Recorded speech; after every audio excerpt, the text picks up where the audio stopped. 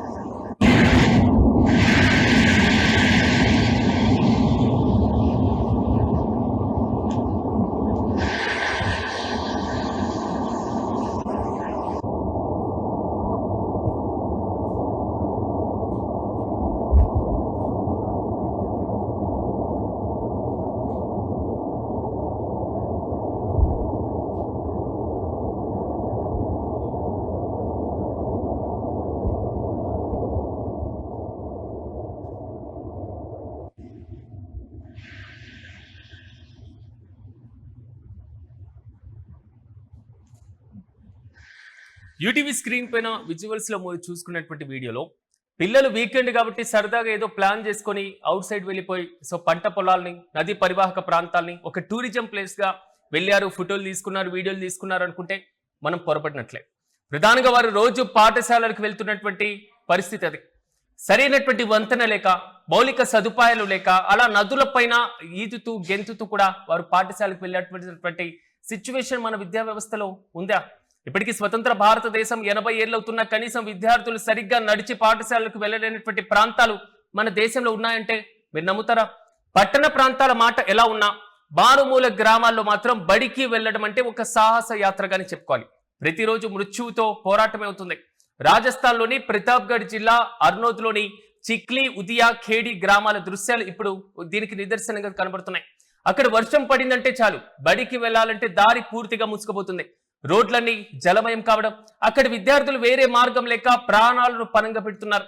ఒక పాత చెట్టు తొర్రను తాత్కాలికంగా వంతెనలా వాడుకుంటూ బడికి వెళ్తున్నారు. మన స్క్రీన్ పైన చూసుకున్న విధంగా అడుగులు తడబడితే ఉధృతంగా ప్రవహించేటువంటి నీటిలో కొట్టుకుపోవాల్సిందే కదా.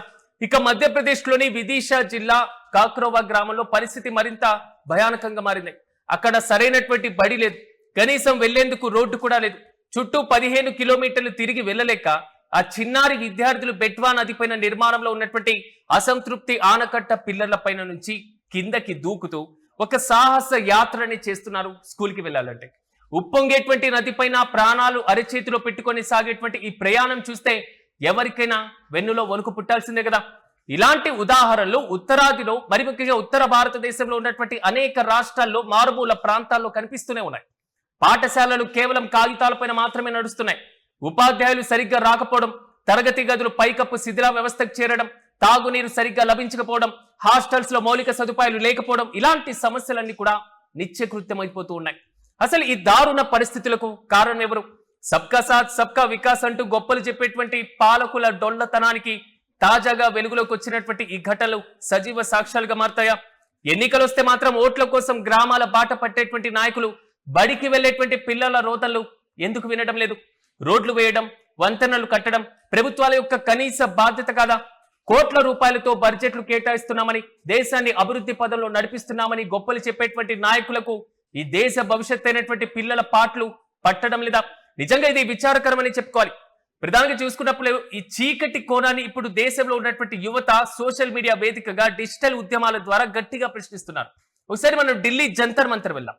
జంతర్ మంతర్ లో చోటు చేసుకున్నటువంటి ఉద్రిక్త పరిస్థితులు కేంద్ర విద్యాశాఖ మంత్రి ధర్మేంద్ర ప్రధాన్ రాజీనామా చేసే వరకు సాగినటువంటి పరంపర తర్వాత దేశంలో విద్యా వ్యవస్థలో ఇన్ని లోపాలు ఉన్నాయా అనేటువంటి ప్రతి అంశాన్ని కూడా బహిర్గతం చేస్తుంది. కానీ ఇప్పుడు టెక్నాలజీ మారిపోతుంది. ఆర్టిఫిషియల్ ఇంటెలిజెన్స్ అంటున్నాం, చాట్ జీపీటీని యూజ్ చేస్తున్నాం, సోషల్ మీడియాని విపరీతంగా వినియోగించుకుంటున్నాం. ఇలాంటి మారుతున్న టెక్నాలజీని ఈ మధ్య కాలంలో యువత వారి భవిష్యత్తు కోసం కాకుండా వారి దగ్గర ఉన్నటువంటి సమస్యలను ప్రపంచం ముందు పెట్టే దిశగా అడుగులు వేస్తున్నారంటే దేశంలో విద్యా వ్యవస్థలో ఉన్నటువంటి లోపాలు ఎన్ని ఉన్నాయో చాలా స్పష్టంగా మనం అర్థం చేసుకోవచ్చు. జంతర్ మంతర్ స్ఫూర్తితో మొదలైనటువంటి ఈ గలం దేశ మారుమూలాలకు పాకి పాలకుల వైఫల్యాలను ఎండగడుతూనే ఉన్నాయి. పిల్లల ప్రాణాలతో చెలగాట మారుతున్నటువంటి ఈ పరిస్థితులు మారకపోతే దేశ భవిష్యత్తు కూడా ఇలాగే అంధకారంలో కూరుకుపోతుంది అనడంలో ఎటువంటి సందేహం లేదు. అక్షర దీపాన్ని వెలిగించడం ప్రాణానికి పలంగా పెడుతున్నటువంటి ఈ ధైర్యాలు, మరి ముఖ్యంగా ఈ చిన్నారుల యొక్క ధైర్యానికి యావత్ సమాజం మొత్తం కూడా తల వంచుతుంది. మరి ఇప్పటికైనా ప్రభుత్వాలు కళ్ళు తెరిచి చర్యలు తీసుకుంటారా?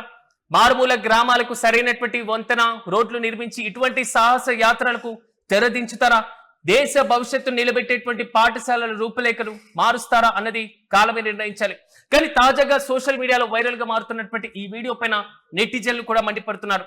పరస్పరం టెక్నాలజీని యూజ్ చేసుకుని ఇలాంటి సమస్యలు సోషల్ మీడియాలో అప్లోడ్ చేస్తే తప్ప ప్రభుత్వాలకు చలనం రాదు అనేటువంటి ఒక బలమైన కామెంట్స్ కూడా వారి దగ్గర నుంచి వస్తున్నాయి. చూడాలి ప్రభుత్వాలు దీనిపైన ఏ విధంగా స్పందించబోతున్నాయి, ఎలాంటి సదుపాయాలు కల్పించబోతున్నారు మనం కూడా వేచి చూద్దాం. ఇంతకీ ఈ సాహస యాత్రలు మీరేమనుకుంటున్నారు?